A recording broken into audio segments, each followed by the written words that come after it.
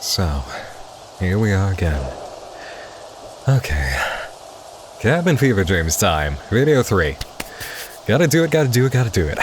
I'm ready for it. I had to give this TV a couple of kicks first, but we're still on. Happy hair time. Happy hair time. So, what's on the list today? I mean, tonight. Right. And more importantly, how do I even want to open? Okay, so how about this?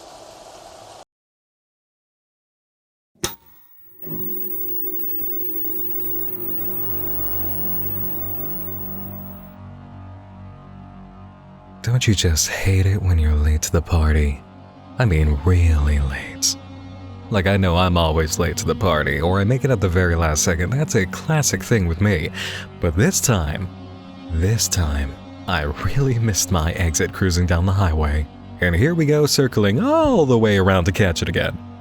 I don't think I've ever missed a video topic that's called to me as much or as often as Daisy Brown.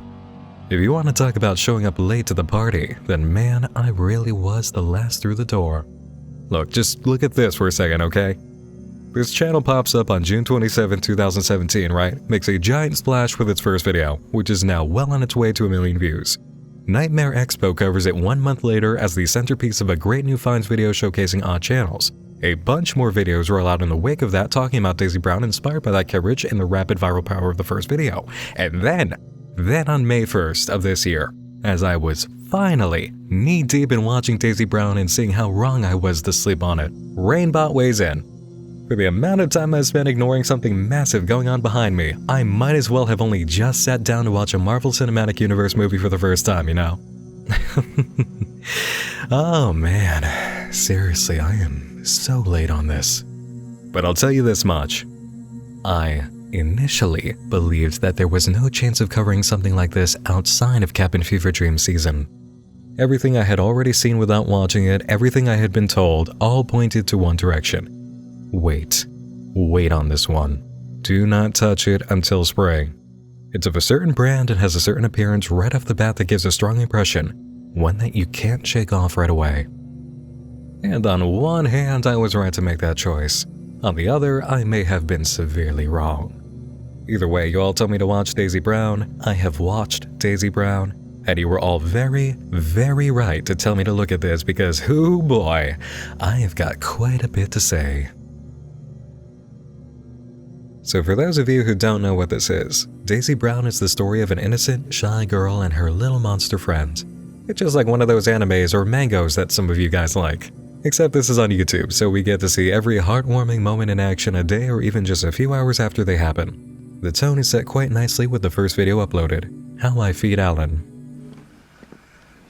Hi guys, it's Daisy Brown. I'm just talking to the camera, and I'm going to show you guys how I feed Alan.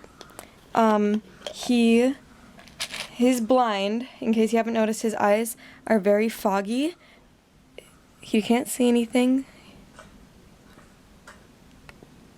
It doesn't hurt him. He doesn't have any sensation there. He was just surprised. So he is blind and he is a little bandaged up right now. He's having some skin trouble, and as you can see, he's just kind of like nibbling around looking for food. So I'm going to show you. His body is very unique. He can only process sugar. So I'm going to feed him these little sugar tablets. So he is blind. He might be confused. Alan? Here we go. Come on.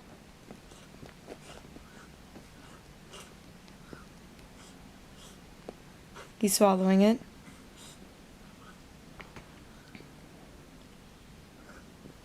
There you go. Caring, patient, informative. We like Daisy already, and for a very special set of people, I'm sure Alan was even more likable. Probably put a great big dopey smile on some faces as he choked down what we're told is a sugar pill. And he continues to do so, not biting Daisy as she points out while feeding continues in this informative video about the Eraserhead baby's hip new cousin. Is there anything else we can learn about Alan in this video? Sort of. A trip to the video description shows us that Daisy isn't very strict on her punctuation and grammar, but she does an excellent job of conveying the naivety present in her behavior on film through writing. Alan is also apparently under the weather, so he's not speaking up right now, and his mouth was dry. This info prompted a very popular reply in the comment section from Megan Muller. "Oh, poor baby. If his skin is dry, maybe he's dehydrated? Maybe you can dissolve a sugar pill in a cup of water for him to drink. I don't know if he's allowed to drink water though." This brings us to the next big video on July 30th, 2017. Let's chat about Dad, science, Alan, and the basement.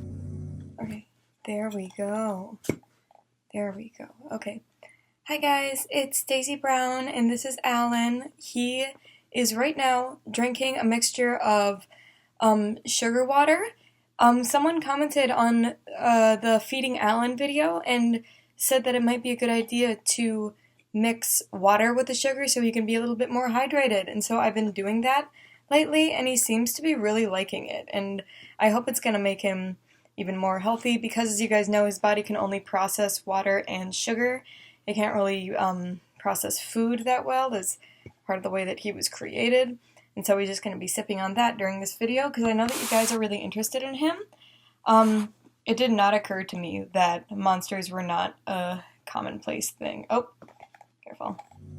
Naturally, because all of you know that I've been around hosting Night Mind, you're a little bit more aware that monsters are indeed more of a common thing than most people realize. But it's worth it to pay special focus to what Daisy just said.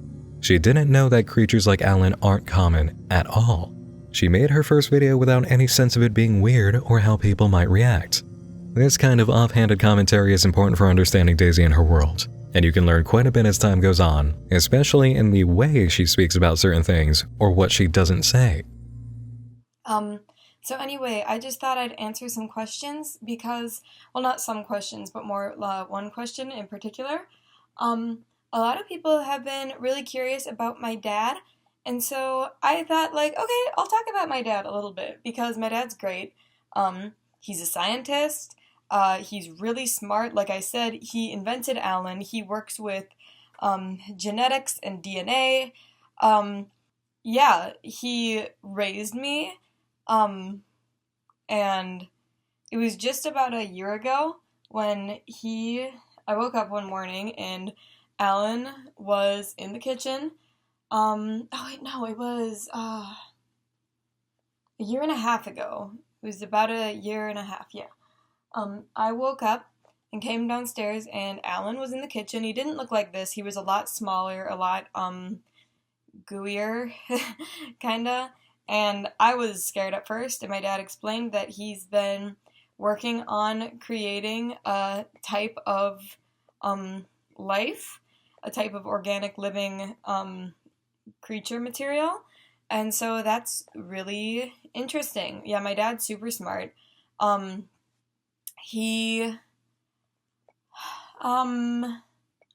have you guys been asking about my dad? About the basement, some people have been asking about, since I've been talking about how I've been looking in the attic for my dad's notes on Alan, because I want to know if there's anything that I should know about Alan, because he's growing now, and I want to know if I'm doing things right, or if I'm doing things wrong, if I should change things, and so I've been looking for my dad's notes when he was making Alan. A lot of people have been asking, have I looked in the basement? And no, I haven't looked in the basement, because the basement's been sealed off ever since I was a little kid. I've never actually been down there. And so I've asked my dad about it a couple times, and he says that it's just, there's black mold down there. And I don't know if a lot of you guys know about black mold, but it's not something that you want to be around. It can affect your lungs. It can give you immune system troubles. It can give you Lynx disease. It's just in general bad for your body. I do trust that you all caught that one rather odd reference. Here, let's run it again just to make sure. Immune system troubles. It can give you Lynx disease. It's just in general bad for your body. Lynx disease. Ah yes, the truly major thing in Daisy Brown that sent a whole lot of viewers to my Twitter and Tumblr to drop an avalanche of questions over my head. and demand I watch this series. You don't drop a reference like that and expect nothing to happen after all. For those who don't know, Link's disease is a very important part of the art project This House Has People in It by Wem City Comedy, and it basically equates the hypochondria and the fear of something being terribly wrong with someone, which is all tied into the failures and shortcomings of human perception in terms of judging the odd behavior or differences in other people and ourselves. In a nutshell, it carries the idea that you're looking at somebody doing something odd or exhibiting weird behavior, looking off, etc., and you're thinking, it must be a disease, or they might be crazy. It also brings to mind all these silly, ridiculous things you might do to solve or treat an imaginary disease or prevent infection from others who have it. Link's disease is a major Wem City Comedy product. It's a very solid reference to one of the biggest things that they've ever made. Now, combine the explicit reference by Daisy to Link's disease with the name of her monster, Alan, and you might understand why my inbox got whacked.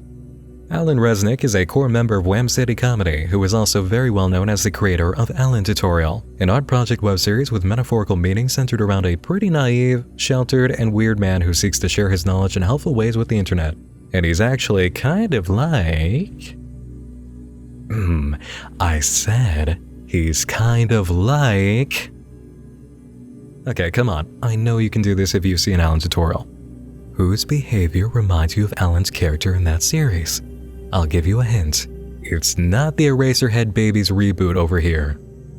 Daisy is very much like Alan in Alan Tutorial. She's a little bit more mature and stable for sure, but her demeanor is immediately reminiscent of Alan Tutorial videos, as well as her video presentation. And if you don't see it yet, believe me, you're going to very quickly. It will be undeniable in just a few uploads.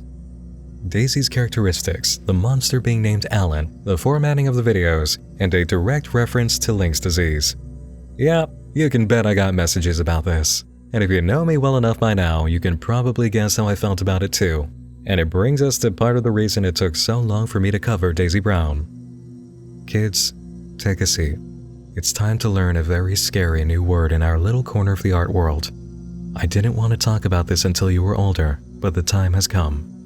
We need to talk about gamejacking. What is gamejacking? In the field of immersive online storytelling, gamejacking is the kind of behavior you'd expect from a fanfiction writer who finds the weird side of YouTube before they find Wattpad. It's a combination of the words game and hijacking. You're grabbing an element, character, setting, or concept from somebody's established work and directly plugging it into your own project to pony off of another creator's property or feel included in their creation. Like I said, fanfiction writing meets ARG and web series territory.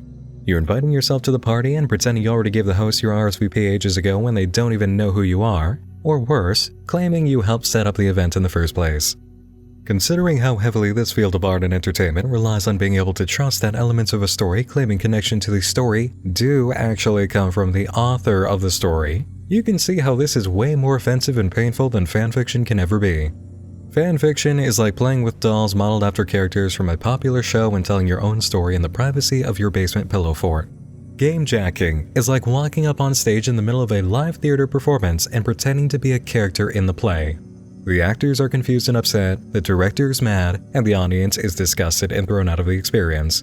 Nobody leaves happy. I've seen gamejacking attempts many times.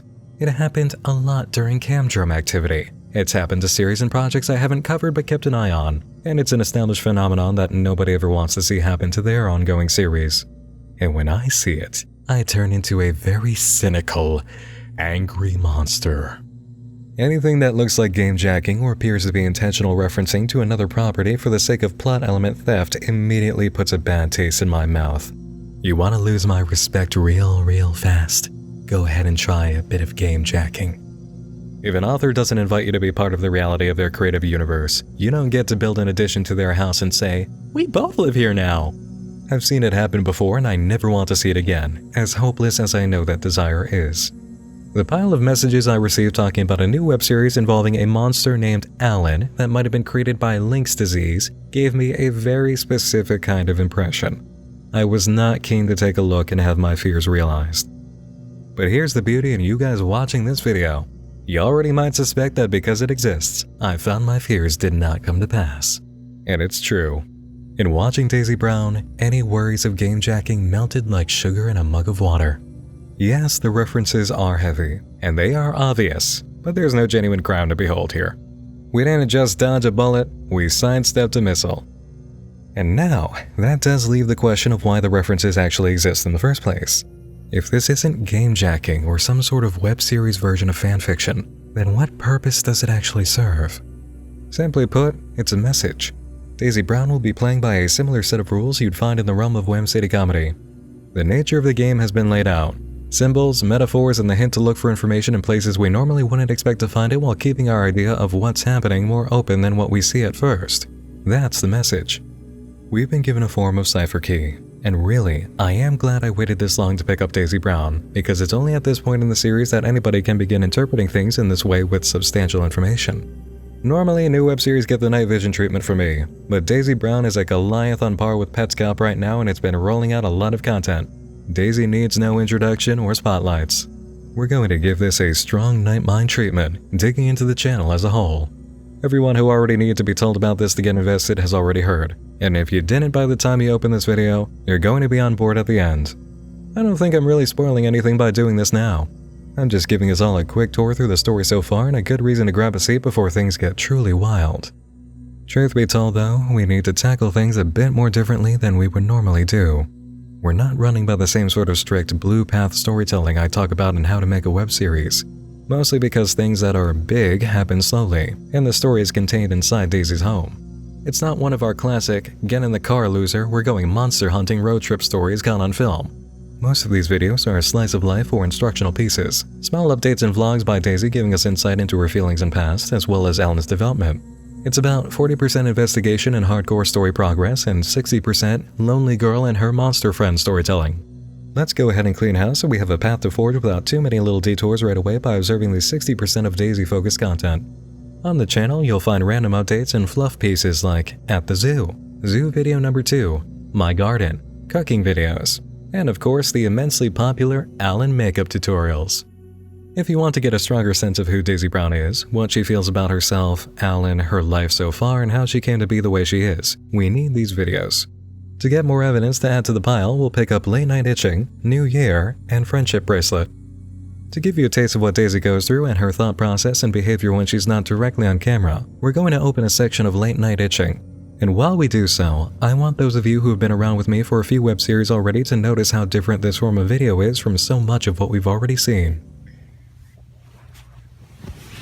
It's about 1:34 in the morning right now.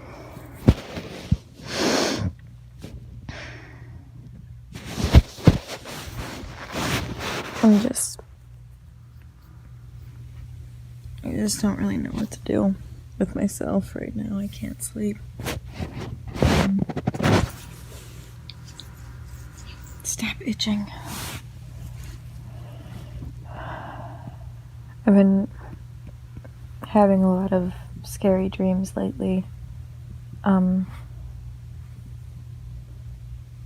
so I kind of don't want to go to sleep because I don't want a scary dream to happen again. I don't know why they started happening out of nowhere, but I just know that I'm really tired. I know that I need sleep, but I'll lay in bed for hours and I won't be able to fall asleep.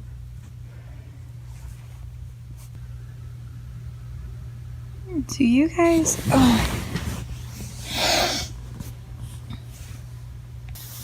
What's your guys' favorite place in the world? Like, have you traveled anywhere? And where have you gone? Have you seen the ocean? Have you seen a country where they speak a different language? Have you seen food that's very different from what you're used to? What's that like? Have you ever seen an animal that's not a cat or a dog? Or a, like, squirrel or mouse or anything? Like, have you seen a really big animal?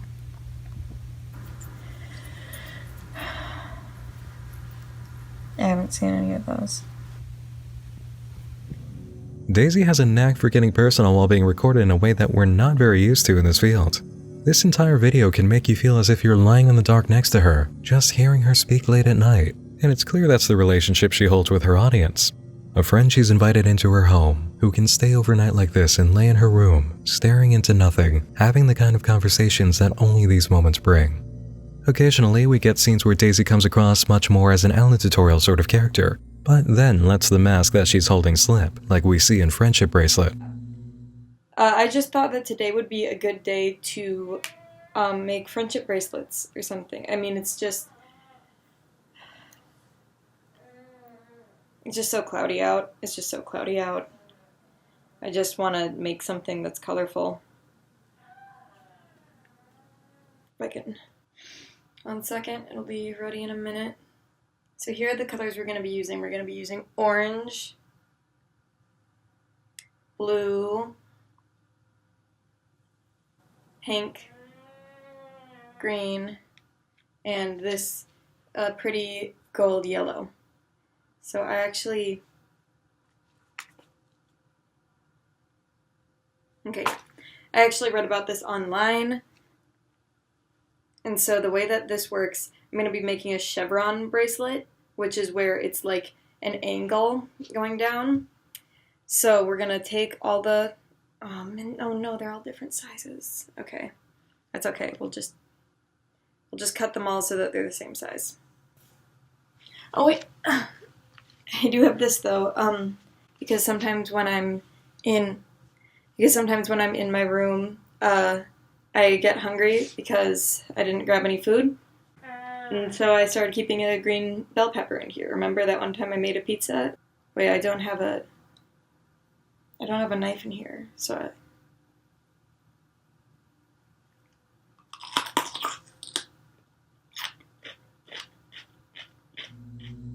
I know that I usually save a lot of my major praise for things done really well for the end of the video, but can we stop for a second and just appreciate that entire bell pepper moment? So, Daisy is obviously not in a great state, and she feels the need to keep snacks around, and her idea of a snack, or possibly the only thing she has in the house right now that works, is a green bell pepper. So she just sits on the floor and munches on a bell pepper, acting like that's perfectly normal.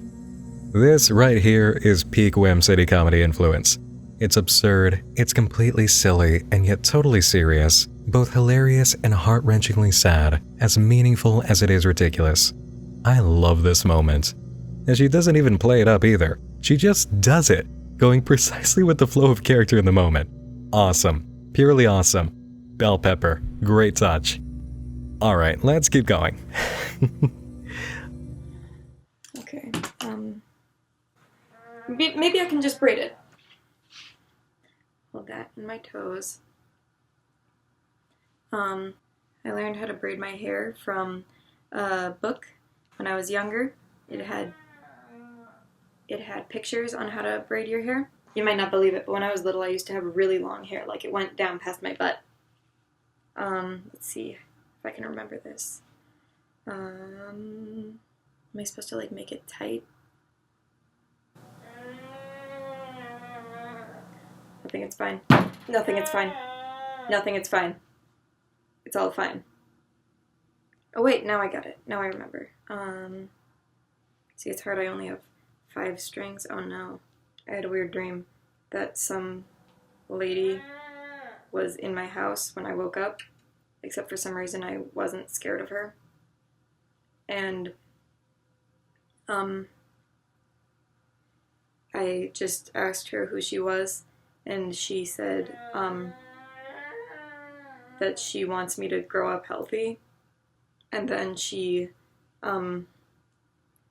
like fell through the floor and left behind like this puddle of like it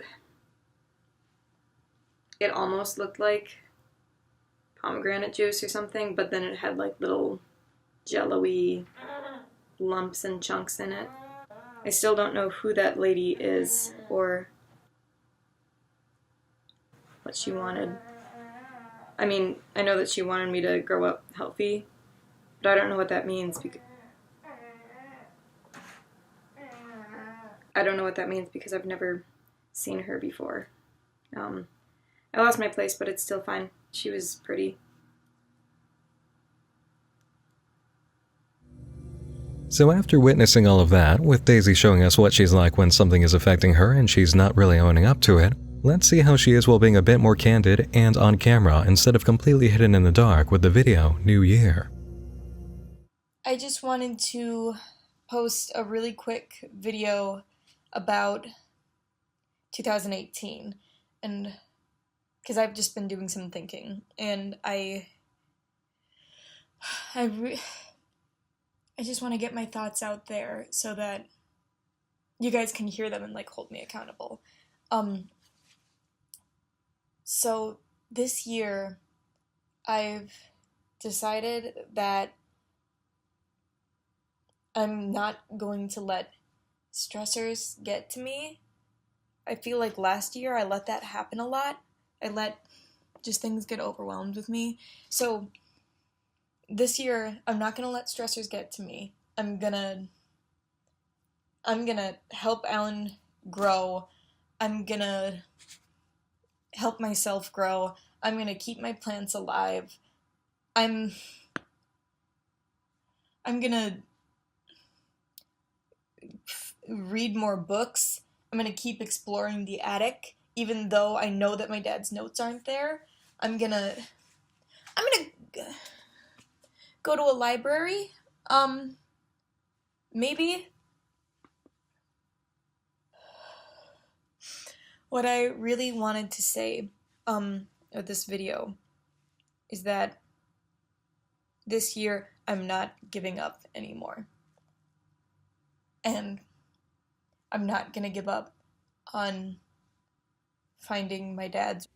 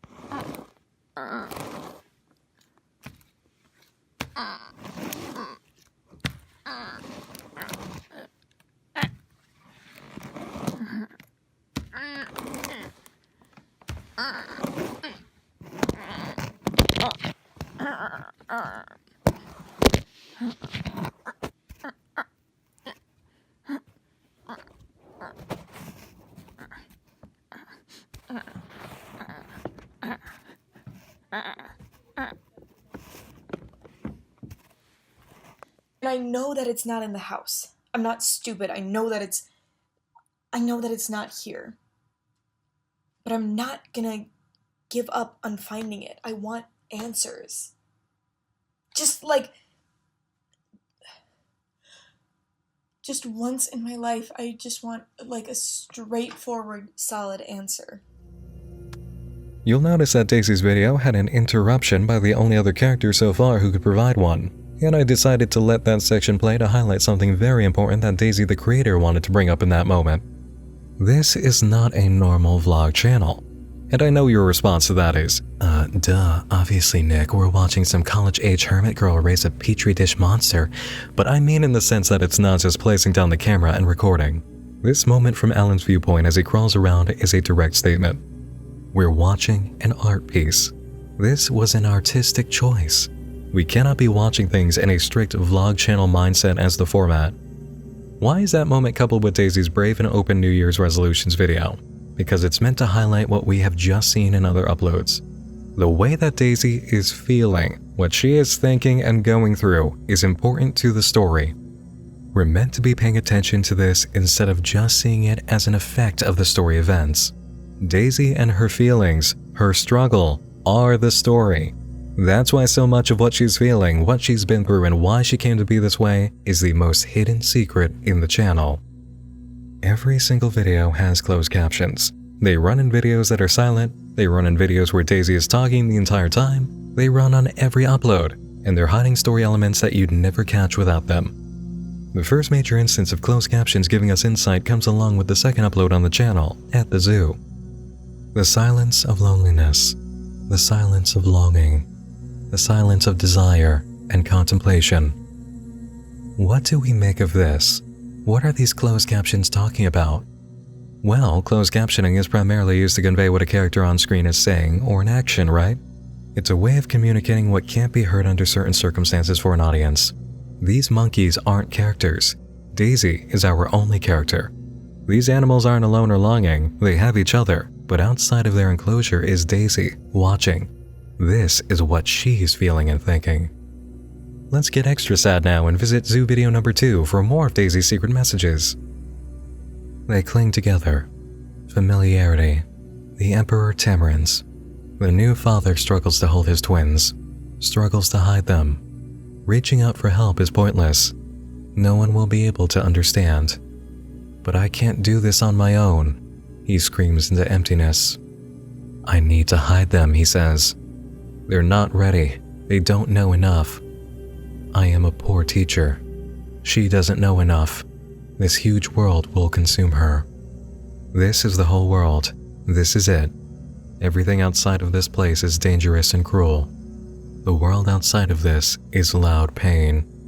Cling to me, or face the loud, cruel, hungry world. I don't think it takes knowing from other videos that Daisy has father issues to understand that she's emotionally projecting in this one. You're going to see that a lot in the closed captions. Daisy relaying experiences throughout childhood of speaking with her father or hearing conversations he had with others. All of these rather silly videos that don't seem to convey much more at first and further evidence of Daisy's behavior are all hiding secrets from her past.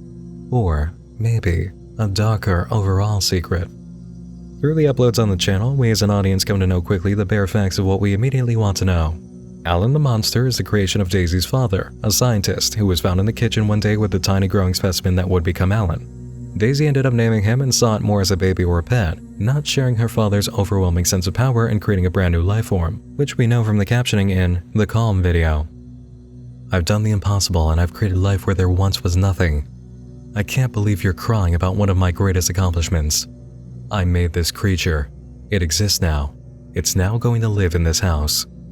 You are going to have to help take care of this creature. These are simply the facts of the situation. There's no changing them now. We also find that it wasn't the first time Daisy's father tried to do this. In the captions for Plant Update, we get this. No, this can't be right. Not now. Let me work. Oh my god, I can't fail this again. I can't make another gross monstrosity. I can't keep screwing up. No, go to your room. Can't you see Dad's working? I was sure this one would work. Why do they keep turning out to be disasters? God, its heart is beating, but it looks like a miscarriage. Its heart is beating. That's a small victory. Daisy, if you interrupt me one more time, I'll pull your goddamn hair out. Interesting tidbit about that last cruel comment. 3 videos later, Alan ends up ripping Daisy's hair out. If you're thinking there might be a parallel, you'd be correct. Quite a few of Daisy's closed caption messages reveal that her father was pretty abusive through both words and actions, and we see a lot of evidence that Alan is equally cruel. It's never something that she says directly. Always a story, always a memory, as if the entire time she's making a video, Daisy is remembering some trauma or defining moment in the back of her mind. She's mentally preoccupied most of the time. Hard not to be though, considering her father put her through a lot of pain, dropped a monster in her lap to raise with no instructions, and then suddenly abandoned her without explanation, leaving Daisy to look after Alan and hopefully uncover whatever notes on him were left behind. And that's mainly what the plot elements of Daisy Brown entail. Daisy tries to find whatever her father left behind to help her deal with Alan's growth and what he might turn into, while the mystery creature grows in very unexpected ways, and starts developing a serious temper. Hi guys, it's Daisy Brown here. So, I'm stuck in my room right now because Alan's being a little violent, and so, I keep my door closed at night, and so I'm just doing that right now. So if you hear him in the background, it's best to just ignore him because he really wants attention. So yeah. The growth of Alan seems to outpace Daisy's work in trying to discover what her father left behind, and that's no accident. It's much more storytelling than one might expect, as much as it may drive web series fans mad to not receive clues about the sci-fi or horror element of a tale. That's because, as alluded to earlier, the story is really about Daisy. Alan is just part of it as a tool, albeit a sometimes terrifying one. Alan, what is it? Alan, what is that? I told you not to mess with paper. What's this? Is it a present? These drawings? Did you draw these? Oh, you want to draw with us? That's great, Alan.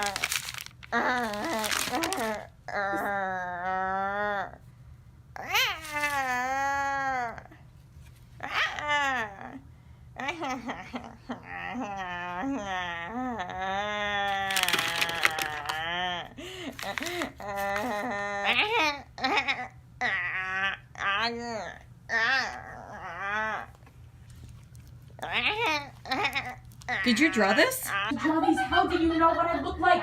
Alan! Alan, how did you draw these? Alan, how did you draw these? I'm serious. Alan, how did you draw these? Alan, how did you draw these? Stop laughing! Stop laughing! Listen to me! Alan, please, just...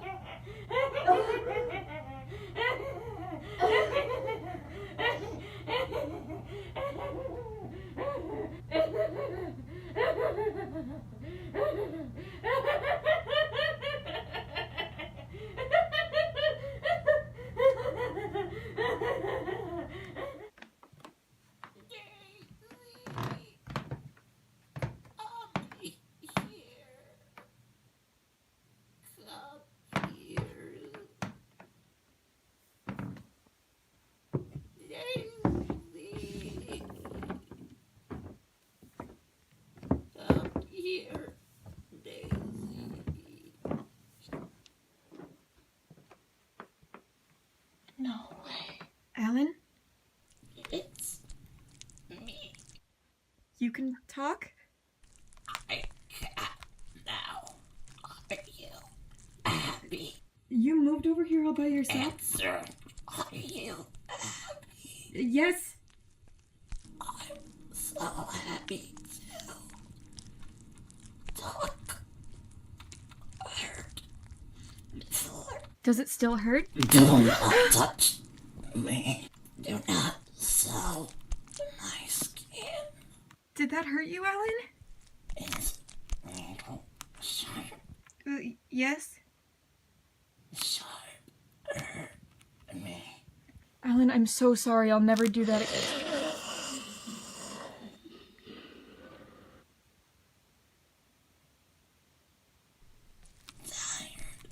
I need sleep. In Dad's bed? Yes. In Dad's bed. All right, yeah, that's fine. Okay. Oh, do you have anything you want to say to the people on YouTube? Because they've all been really worried about you. Hello, people. I am Alan. I am healthy. I am happy. I am growing. Don't worry about me. All right, thank you, Alan. Kinda messed up, isn't it? But don't worry, it gets worse. As we find out in the video, I'm outside. Daisy has made it clear in prior uploads that her father taught her not to go outside during the day whenever she can help it and to avoid the sight of people. But here she is breaking a rule and telling us why.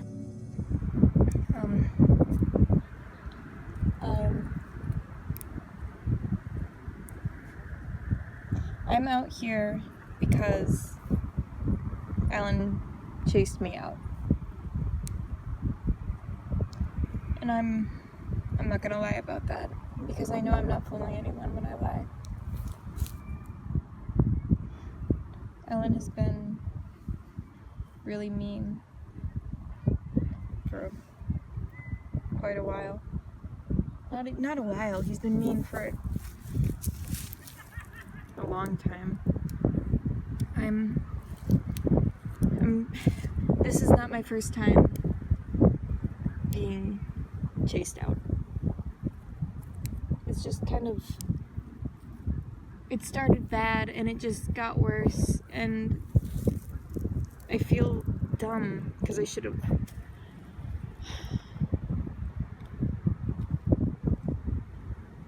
I don't know what I should have done. But Alan has actually had to sleep outside because of Alan a couple times now. I actually had to sleep outside a couple times during February. What was it, that month that I wasn't filming? But it was a lot more cold then, so I'm grateful that it's May. It's May now. Oh. I'm not scared of cars anymore. I don't even get scared when they drive past. I've stopped caring about a lot of things recently. I don't know if it's a good thing. I don't know if it makes me happier. But there it is. So yeah, what's your guys' favorite day of the month? I mean, day of the week. I'm not scared of cars. What's your guys' favorite animal? Mine is a cat. I really like cats. I'm not scared of cars anymore.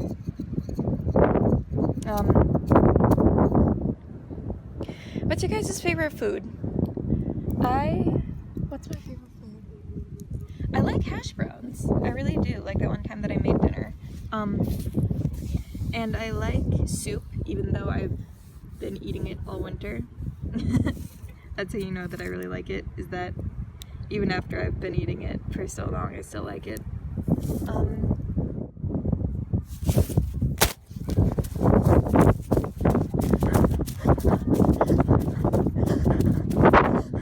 Yeah, Daisy is still scared of cars, and now she's scared of Alan. She's been scared of Alan though, and let us know back during the nighttime itching video.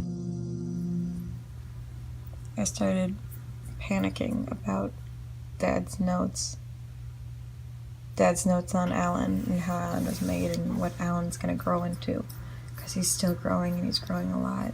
And I don't know what to do. I don't know what to expect. But I just had a really scary thought. And I don't know if it's true. But I'm really scared that it is. That what if Dad didn't hide his notes in the attic? Like, what if I've been looking for nothing for months now? And, like, I just started thinking about, like, why would...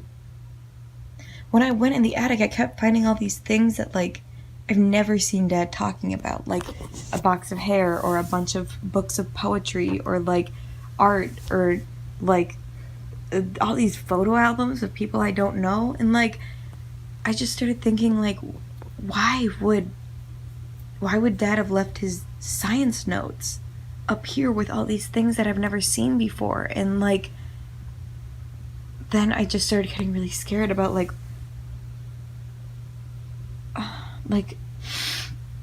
basically today I realized that I've been searching for nothing, and I feel like an idiot. I feel so stupid because I should have known. It's like I should have known as soon as I went up there, and as soon as I started looking around and seeing things. Like, why would Dad have hidden something very important in a place with no lights? Why would he have hidden it at all? And, like, I just started thinking, I have no idea where the lab that my dad worked is. This is why, beyond the sense of morbid curiosity, viewers keep pressing Daisy to find her dad's notes on Alan. He is a total mystery, a dangerous mystery. He can hurt Daisy, he has hurt Daisy, and as we saw from the drawing video, he can be shockingly deceitful and laugh about it. But Daisy might not ever find her dad's notes. And this, everybody, is where we get deep into the core of what makes Daisy Brown a great example of Nightmind material and absolutely fit for cabin fever dreams. Okay, how do we approach this? It's got layers, so we need to walk through them carefully to avoid a mess. I guess I'll continue painting in the missing pieces of who Daisy is and what's going on with her to start. Who is Daisy Brown? Well, we know that she is lonely, abandoned by her father, abused by her father, given a responsibility that she never asked for that physically hurts her, including a moment of abuse in the same way her father once threatened to abuse her. She doesn't go outside if she can help it, has little understanding of the modern world and society, and has a genuine phobia of other people. Her mother isn't in the picture either, and we don't hear anything about that. Instead, we have to read it. Daisy's willing to bring up her dad in videos and closed captioning, but she's only willing to talk about the idea of her mother in the subtitles. Let's take a look at the mentions of Daisy's mom, starting with the closed captions for another cooking video. In the transcript, you'll find that when her father was around, Daisy was apparently allowed to write down questions and put them in a box for her dad to take out and answer. The question that ends the session we're witness to is, "Do I have a mother?" Her father replies, "Oh, Daisy. Bad questions, Daisy." She then apologizes to her father, who becomes unresponsive. The absence of Daisy's mother is a very sore subject, and one that isn't spoken of. She doesn't even know if she has a mother. And that brings us to something very important to understand about Daisy Brown's psychology. The closed caption messages in the cooking videos are connected, with the ending from the second one unlocking the secret of the first. In that first cooking video, Daisy makes hash browns while relating the experiences of what seemed to be a mother giving birth and passing away immediately after. "Oh God, I'm dying. It's too much blood. I'm gonna die here. Did it survive? Yes, it lived. I did it. It survived, and it's just beautiful. Oh no, I'm losing so much blood. Dying is an art, like everything else. I do it exceptionally well. Oh, honey, please stop shaking me. That won't make me survive. Oh God, please watch over this newborn. Oh Jesus, please don't let it think I left or I didn't care. Let it grow up big and strong. Let it do something great. I can't believe it. I finally gave birth and I'll never get to see this child grow. I'll never teach it anything. I'll never be able to tell it I love it. Goodbye, darling. Goodbye, world." In consideration of that whole section of closed caption messages, we can say this. Even if Daisy was told her mother died in childbirth, she never would have been able to remember all that, and people don't speak that way as they're dying. This is highly romanticized, just like the perspective Daisy had of the Emperor Tamarins at the zoo. She is imagining the situation, making up her own memory of her mother at a time when her senses wouldn't even be capable of picking up what she apparently heard. And even before that, we have the more impossible situation from the captions in Alan's drawing, in which Daisy describes her mother quizzing her father, Curtis, about a painting she loves and why she admires it. The lighting and shading tells the viewer so much about the story. See, the young girl is illuminated like an angel. Meanwhile, the face is in the mirror. He has no idea what I'm going on about. He's so cute, nodding like he cares about Spanish art history. What's your favorite part of the painting, Curtis? The two then go over the symbolism of the piece, which Curtis seems to have forgotten. This, obviously, is not something Daisy herself could remember. She wasn't even born. She knows nothing about her mother except for the possessions of a woman she finds in a suitcase in the attic. Among the items, she finds two things that stand out in particular. A metal tin that had bags of tea inside, and a small music box. And a little tiny music box.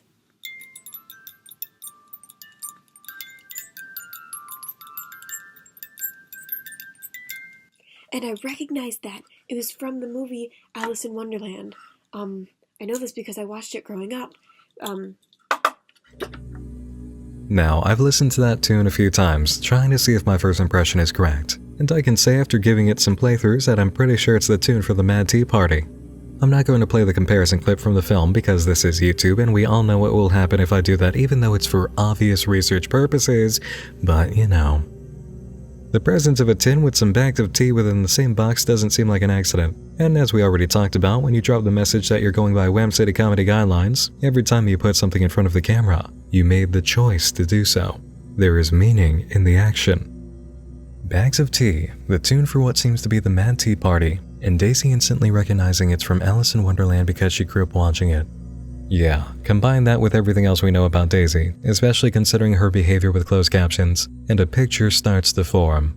You might also take note of this sweater she wears after discovering Alan can really draw much later, which has a design of stacking teacups.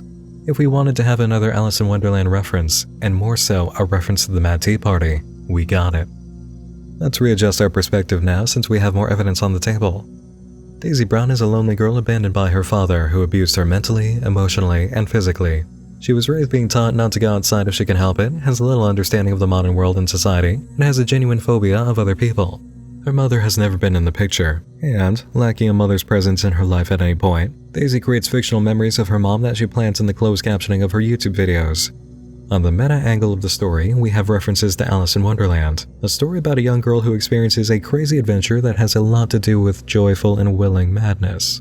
And if all of this wasn't enough to paint the picture of a very lonely and isolated girl trying to hide her depression and anxiety, it gets worse when you explore the full realm of the closed captions.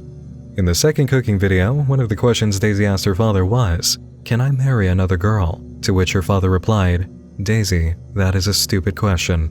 And no, you can't." In the upload artistic video, Daisy relays a moment in the closed captions when she decided to tell Ellen a story. In this story, there was a beautiful queen who lived on the moon, and she was in love with the queen of the stars. You might even have seen one of these characters in a previous video, the Calm video, when Daisy shows us a picture she made when she was younger about a space lady. And of course, let's not forget Daisy's attempt to make a friendship bracelet out of rainbow colors. In this video, she seemed particularly depressed. So, Daisy Brown is now revealed to us as a lonely girl who never knew her mother, was abused, neglected, and abandoned by her father, kept isolated from the outside world to the point that she can barely relate to others and doesn't understand Christmas or the uncommon nature of lab-grown monsters, has rules about not going out during the day, has a fear of people and cars, has been put down by the only parent in her life when approaching the topic of her sexual orientation and being told it was stupid, has been so severely lonely that she's made up a fictional personality and memories of her mother, can't really talk to us about what's truly on her mind without the quiet method of closed captioning, and is being attacked and driven out of her house by the only companion she has, who she raised from birth.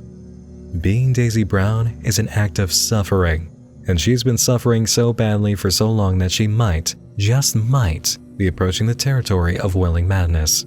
And the meta clue angle that the creator of this channel can take to make us aware of that did so, not just with one reference, but a few. And when I finally realized all of this in my initial run-through of the channel, I felt totally swept away, because Daisy Brown has done something that no other web series ever has. It brought me into a sense of expectations, made me throw them away and play along with a truly absurd concept, stay in the story as a willing believer ignoring the ridiculous nature of Alan, who is so obviously some kind of papier-mâché puppet, and then use that power against me to present the foundation for a major potential plot twist. Guys, Alan may not even be real. Daisy Brown might be knowingly, willfully mad, and she may have used our habit of just going along with a web series for the sake of the experience against us. On April 16, 2018, we received a video from Daisy called Meet Strawberry about a cat she's taken into the house. The closed captioning messages are unlike anything you've been exposed to yet. You all keep asking, is it real? Is it fake? Well, of course it's fake. To you. But I made all this. I couldn't unmake it if I wanted to. Am I crazy? Yes, definitely. But nonetheless, I truly hope you enjoy what I made. I also hope this introduction isn't too jarring. I just couldn't help myself. You won't hear from me again. Just wanted to introduce myself. Now, back to the show.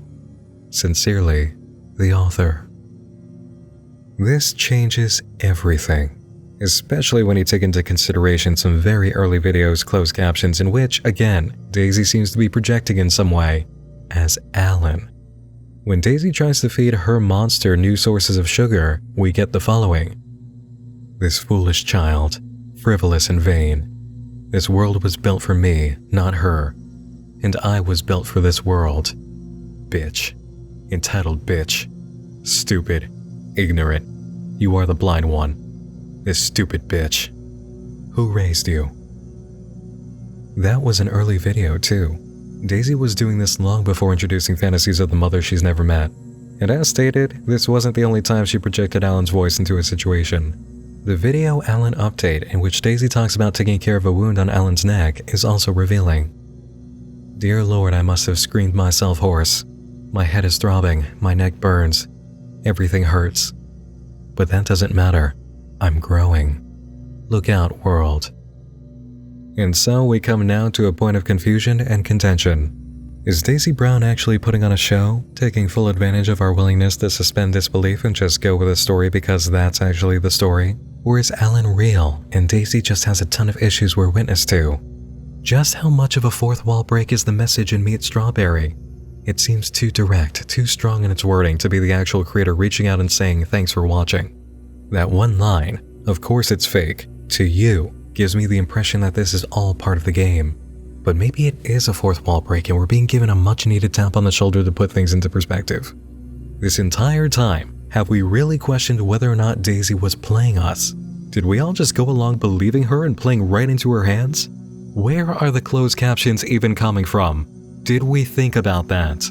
If they're from Daisy, it means that she's either suffering way more than we thought, or she's manipulating the audience, fully aware of the power of the unreliable narrator position she has. If Daisy's not making the captions and somebody else is pulling the puppet strings, then we're dealing with something we can't even begin to understand. And just look at Alan. Seriously, look at him. We had to willingly throw away our suspension of disbelief to accept that this gross arts and crafts puppet was somehow a real organic monster. We had to swallow that lie. We all know that in some way or another, there is somebody moving Ellen around, whether it's Daisy using one of her limbs or a friend who's been cleverly hidden. Was our willingness to just play along used against us this entire time by a character who's going to be revealed as a manipulator? Did Daisy use our first impressions and our natural reaction as audience members in pursuit of fiction as a way to circle all the way around for a plot twist? That would be impressive. It does leave us with one problem though. If Daisy the lonely girl is trying to trick us, how did she manage to pull off this effect? She's totally isolated in the world. Or so we thought. And if she is alone, then how is Alan moving? I'll admit it, we're kind of in a mess of potential realities now, just because of the captions from that one video Meet Strawberry. And it always hurts to hit this junction. I really hate these multiple choice points, especially when we have so much evidence to go on already. So let's try and simplify things for a moment. We need to do a process of elimination. Or at least that's what I was going to do when I first wrote my script for this video. Daisy Brown has once again done something few web series ever achieve. It made me overwrite my script trying to solve a puzzle and then step away to let my brain cool down. So far, only Everyman Hybrid and This House's people in it have ever done that to me. I wrote up a little over 3 pages of possible scenarios for what could be going on and why in excruciating detail before realizing I was attacking this way too hard. After coming back to it one night later, I'm able to talk this through much more clearly, and here's what I've got. We don't have the evidence we need to firmly lock in the nature of the narrative and its characters. Not yet. We have evidence to suggest what's happening, but we're not ready to make the call. So instead of exploring a whole bunch of all-encompassing scenarios, we can tackle something much easier to handle: conditional statements and branching paths.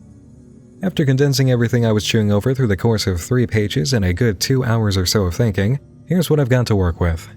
The absolute foundation of our true way forward is to base assumptions on whether or not Alan is real. Let's start with the easiest possible path here. If Alan is real, then Daisy is legitimate. If Daisy is legitimate, then it means the author is making the closed captions and may have power over what we see as well. What is our evidence behind this?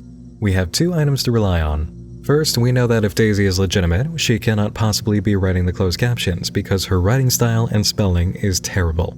We see it all over the place, in her videos, in her descriptions, and on Twitter. She would need to suddenly make a drastic and conscious effort to write correctly for this, and it just doesn't fall in line with what we know of her, assuming her character and Alan's are real. If she had to change up writing style, it means she was deceiving us. In this scenario, that is not what we're considering. As for what I said about the author having power over what we see, remember the moment from the New Year video when we had a random clip of Alan crawling across the floor? It seemed like Daisy was totally unaware of that. No comments about it anywhere.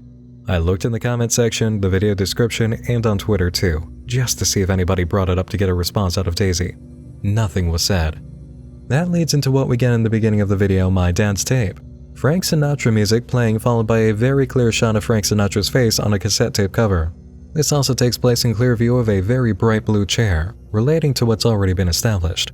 We are working by Wham City comedy guidelines. And if we're working on Wham City rules, it means everything that ends up on camera is chosen. It's not an accident. Pop quiz. What material covered here on Night Mind is very closely associated with Frank Sinatra music, and why? Answer. Everyman Hybrid, for the character of Habit, whose love of Frank Sinatra and his tactic of playing Sinatra's music to make his presence known is well established. Habit is a character who stands outside the initial awareness of the protagonist in that series, a powerful antagonist who can manipulate what we see and constantly does so. Now, am I going out on a limb here by saying that Daisy Brown must be aware of Wham City Comedy and Everyman Hybrid and is taking inspiration from both? Not really, considering her official Twitter account is following the official Everyman Hybrid account, Jeffrey Koval's account, and Evan's account, who plays Habit. And she's following the entire crew of Wham City Comedy too, so yeah, I think we're very safe in saying she's aware enough of all the work I've mentioned to be referencing the material. Coordination of the blue cheer shot mixed with Frank Sinatra might be a message. I'm working with symbolism to tell you something. Remember that what I show you can be a symbol. And so, that brings us to the full wrap-up of Conditional Statement Scenario 1. Daisy and Alan are legit. The author is writing the closed captions, and there's some kind of habit figure who has only just made themselves known. They've only admitted to the power to use the closed caption so far, but they might be responsible for the random clips of Alan from the monster's own perspective. Why is the author writing the closed captions, and what do they have to gain at all in messing with Daisy's channel? Are they actually responsible for what we're seeing? We don't really know. But if they truly are a character and this was not a fourth wall break by Daisy Brown's creator, then we're seeing a story that's clearly being manipulated by somebody in universe. This might also explain the Alice in Wonderland references. Maybe Daisy isn't crazy. The author is definitely crazy and putting her through some crazy things like Alice experienced in Wonderland. But as far as we can tell, poor Daisy is going through events that leave a real impact.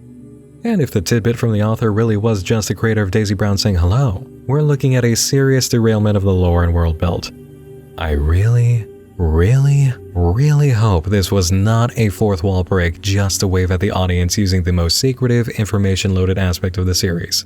That would be shattering immersion way too hard. Might as well pour sugar in your car's gas tank. So, now we have to go through the really confusing scenarios based on the other side of the condition of Alan's reality. If Alan isn't real, it means that Daisy is making it all up. If Daisy is making it all up, then she is responsible for the closed captions. If Daisy is making the closed captions, then the author is either an intruder or Daisy herself. Now where does that leave us? A few possibilities unfold. In the first case, Daisy Brown is just a lonely, sad girl with issues trying to put on a show for the internet to deal with her problems. She displays her issues through the closed captions and the fact that she's doing this at all. And who knows what poor sucker she ripped in to help her pull off the illusion of Alan being real and moving on his own. In this case, the author is an intruder who uses Daisy's closed caption messages to make their presence known, but Daisy's been writing them all along. In the second case, the creator of Daisy Brown is literally a character playing Daisy. The creator of the web series exists in the universe. Everything is fake, it's all made up, but now she has attracted the attention of something real from the outside that calls itself the author. Again, the author is an intruder in the scenario, hijacking Daisy's subtitle messages. In the final case, Daisy is aware her work is fake and she's putting on a show, but she has some mighty belief in her power as the great author figure, having made a reality in which she cannot leave or stop what she's put in motion. Is she crazy? Yes, definitely. But she made all this. She can't unmake it if she wanted to. This would be the Mad Tea Party interpretation, taking the Alice in Wonderland references to their full extent of meaning. I almost want to bring up the idea that Daisy might be channeling more than one personality in the series, but we don't have enough evidence yet to really entertain that. And that's, well, that's where we are at, everybody. We're going to need more time to figure out what the deal really is here, but these are the possibilities I can offer from the evidence gathered so far. And, geez, we haven't even talked about potential symbolism behind Alan, aspects of the series from a writing and execution standpoint that impress me, how this excels in being different, its power in subtle writing, how it pertains to aspects of character that we never would have known otherwise. This video has gone on way too long without me addressing all the other stuff right now though. And to be quite honest, we're going to have an easier time talking about everything else and a more correct time of it if we take the time to see what else we get on the channel. More evidence. I need more evidence to be sure of the things that I want to say. We need to come back to Daisy Brown later. To conclude though, I will say this. Daisy Brown deserved my attention way before now. I should have sat down and watched it months ago. It's really doing something different that's captivating people, and Daisy is some kind of incredible mix of Alan from Alan Tutorial and a real, tired, distressed girl vlogger that we can believe. The turns we take in seeing how Alan reveals what he's really capable of do give you chills, and now we can't help but wonder exactly what he's becoming. We want to know more. Yes, the story's about Daisy more than it is about Alan and the missing dad, but we do really care a lot about finding more documents from the father and seeing what kind of threat that Alan develops into. And you know what? I can't keep this setting up anymore. Send it back, close it, pack up the TV. I'm done with cabin fever dreams now. I just spent so long doing hardcore analysis and theory crafting without cracking any jokes or being suggestive. We are definitely back to normal. Give me the office back.